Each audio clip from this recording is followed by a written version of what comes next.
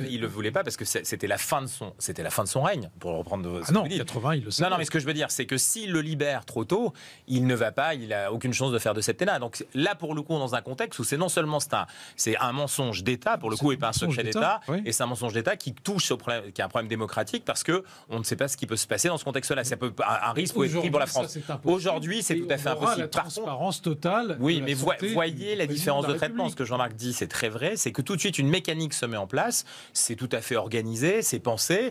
On a tout de suite des porte-paroles qui interviennent, des porte-paroles de la santé, médicaux. Ici, il faut qu'on attende. Là, c'est ce qui va se passer.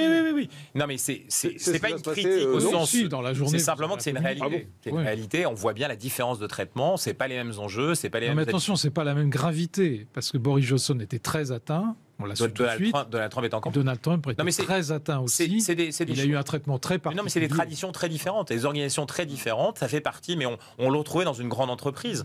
Le responsable d'une entreprise ne peut pas cacher, parce que les actionnaires exigent à ce moment-là des bilans de santé immédiats. C'est une transparence assez équilibrée. Enfin, on aurait pu l'avoir hier, parce que ça date d'hier matin.